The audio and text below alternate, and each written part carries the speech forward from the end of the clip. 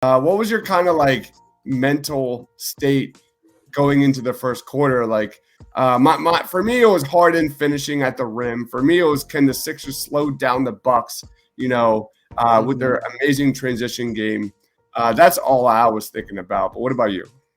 Yeah, in the first quarter, it was just like, okay, Embiid's playing like shit. What are we gonna do? What is Doc's move gonna be? What is James Harden gonna be? Are they gonna pick up for Embiid's faults in this first half? And that's the one thing I saw tonight is Harden picked up what Embiid couldn't put down tonight.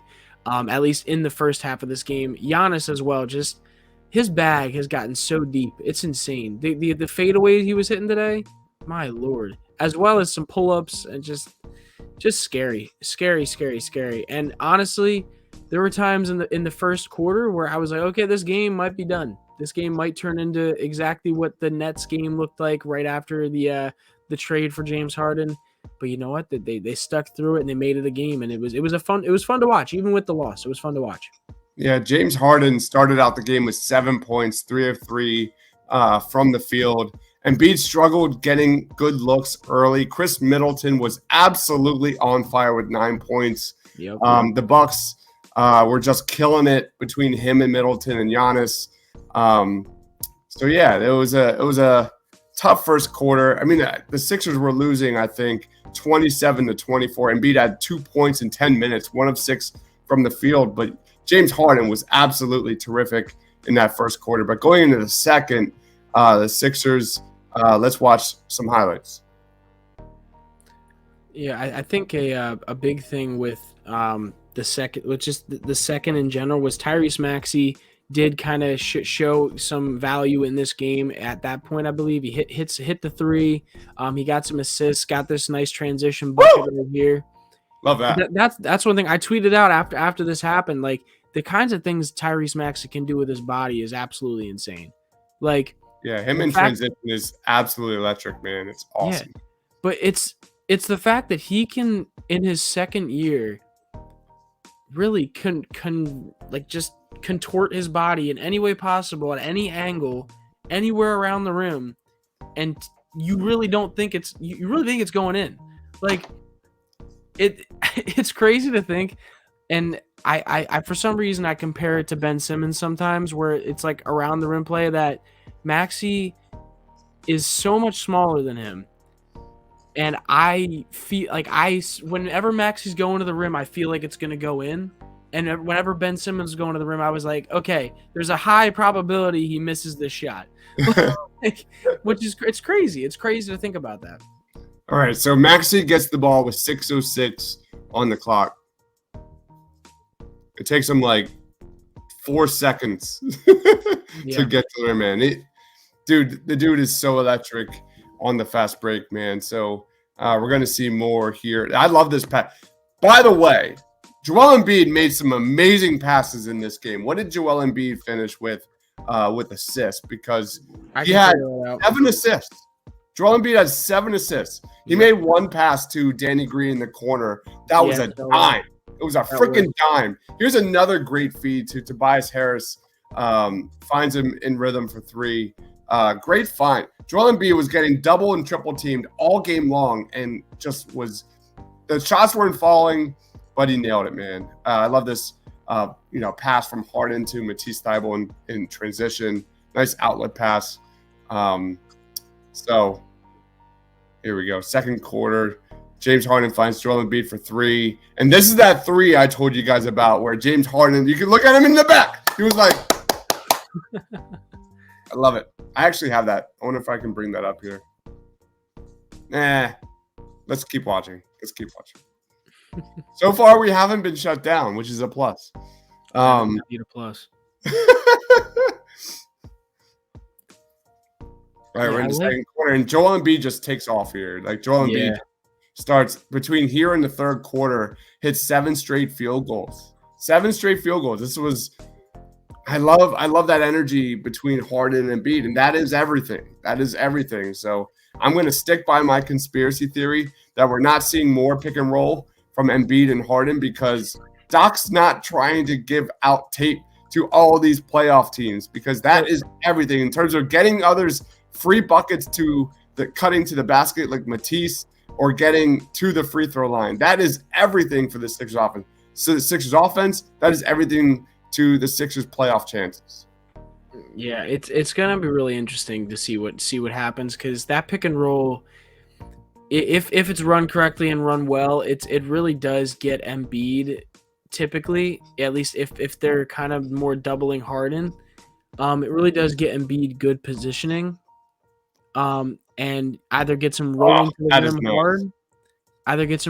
the rim hard, or sets him up for an easy free throw shot, which Embiid hits probably 50% of those. So definitely, and maybe even more than 50% of the time. So definitely nice to see that. This should be the entire Sixers offense. Like, you cannot stop this. Switch, and then run this to death in the playoffs. James Harden finds Embiid rolling to the basket. See, the key to be able to run in that in the playoffs, though, is you have to have Maxey and Tobias hitting their threes, or Maxey and Matisse hitting their threes on the corner. And, I mean, tonight, if you genuinely think about it, Maxey, I think we said this before coming onto the show, but Maxey played 39 minutes tonight and had 7 points. He was 3 for 11 from the he was 3 for 11 from the field, and he did show, like, have his moments, and he did have 6 assists, which is obviously still amazing, but you need him to be hitting shots. You need that, especially when you're going up against the Bucks, where when you have, Chris Middleton doing his thing from deep, when you have Drew Holiday doing his thing from the perimeter, as well as Brook Lopez going 4 for 9 from 3. So you need those 3-point shots to go. All right, so here's where the moment where Embiid is taken out of this game and the Bucks are getting ready for their run. The Sixers are up 85-72. 85-72. Keep that in mind.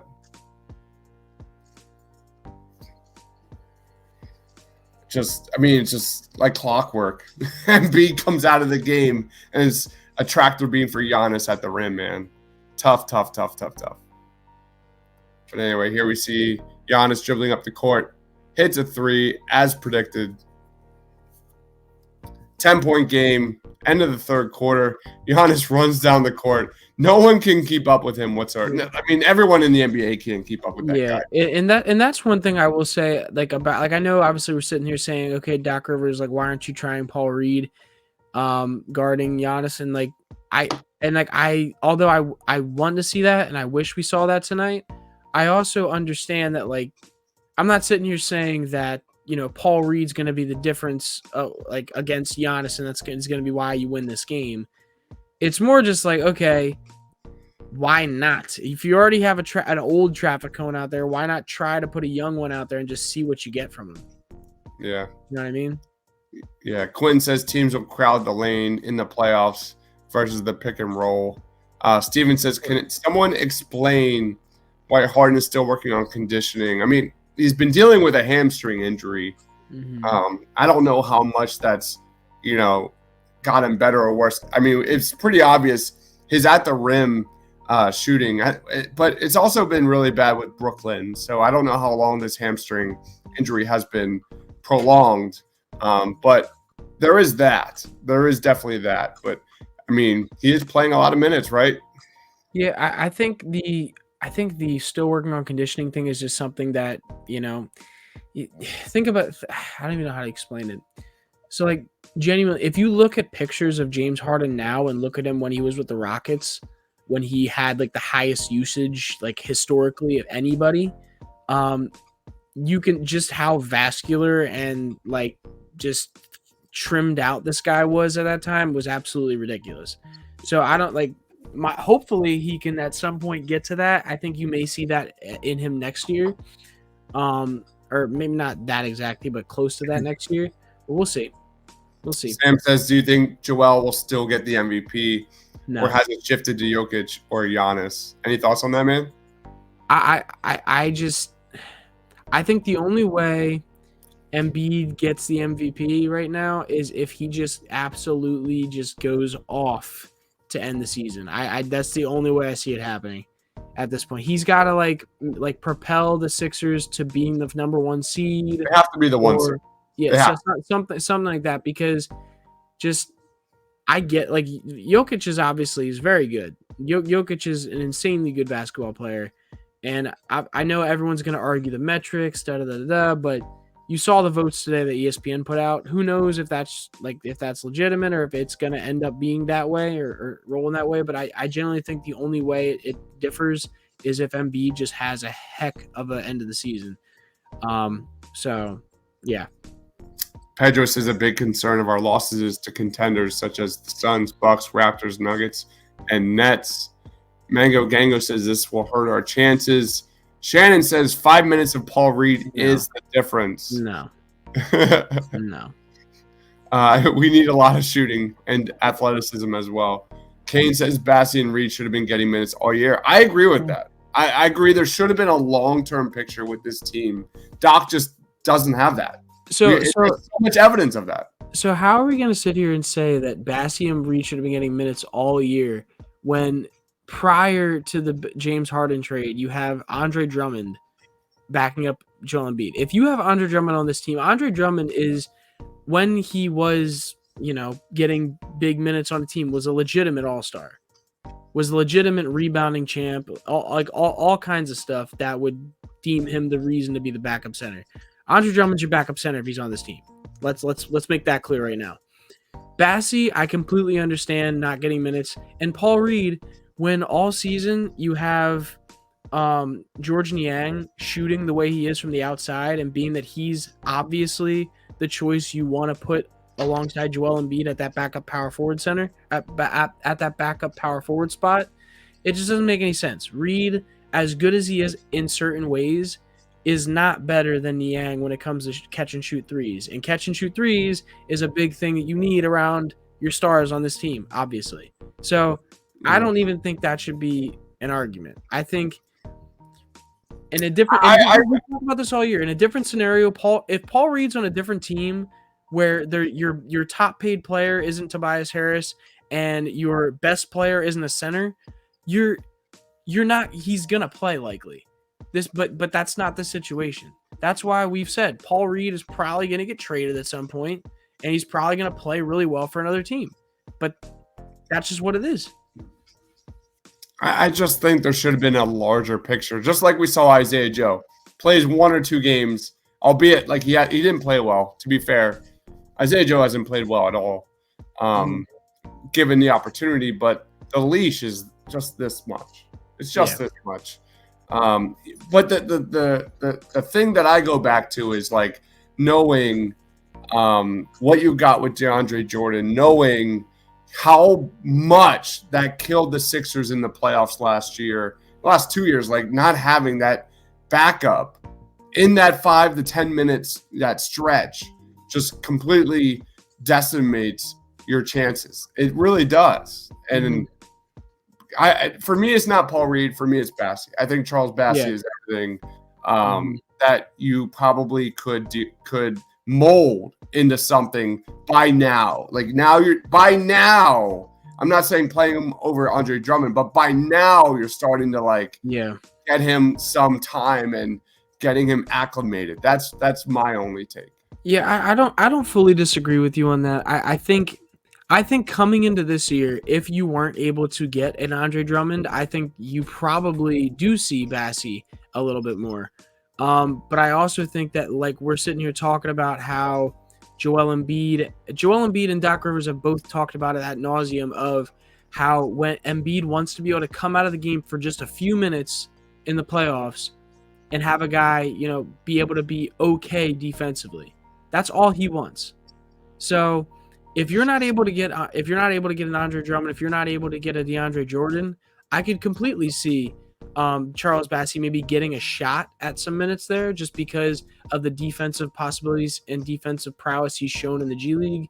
But it's tough. We've talked about it ad nauseum on our shows. Doc Rivers doesn't trust rookies unless they're playing out of their mind. By the way, how great was this play? One of my favorite Joel Embiid plays of the year right here. Is that on Brooke Lopez? Yeah, it Oh was. yeah, that was nice. Yep. Oh, just an MVP type of You play. saw, you saw Brooke Lopez too. Brooke Lopez was like, "Damn, he got me." Like he was like, he's like, "Yep." He's like just watch the clip all the way through. You could see Brooke Lopez. Oh, did I go way far back? Here we go. Yeah, that was just an awesome moment in this game. It's a great game. Absolutely great game. I agree.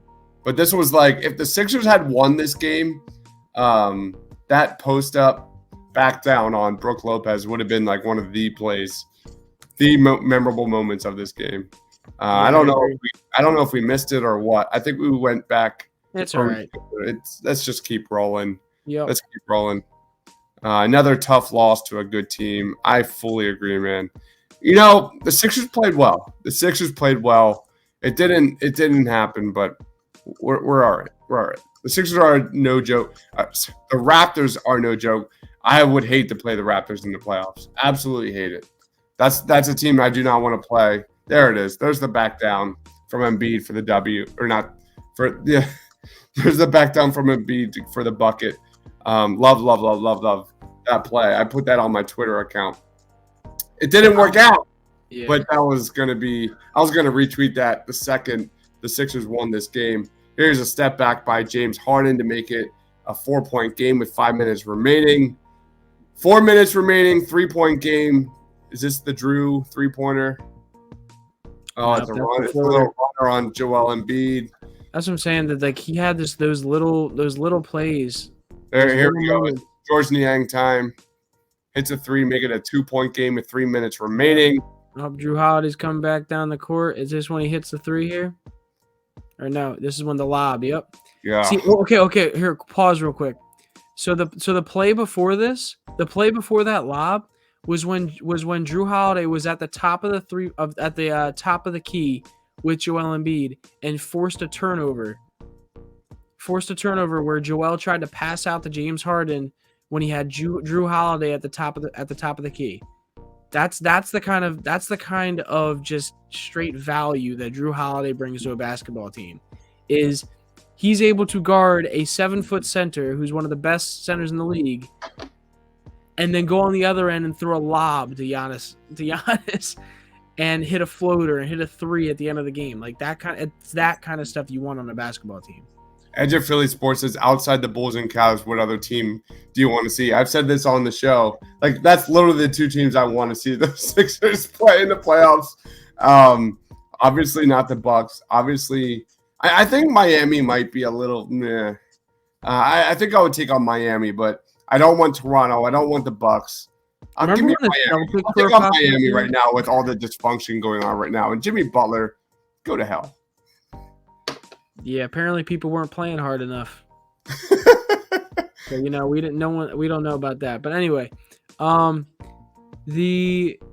was I gonna say? I feel like, oh man, what a nice shot. I don't know.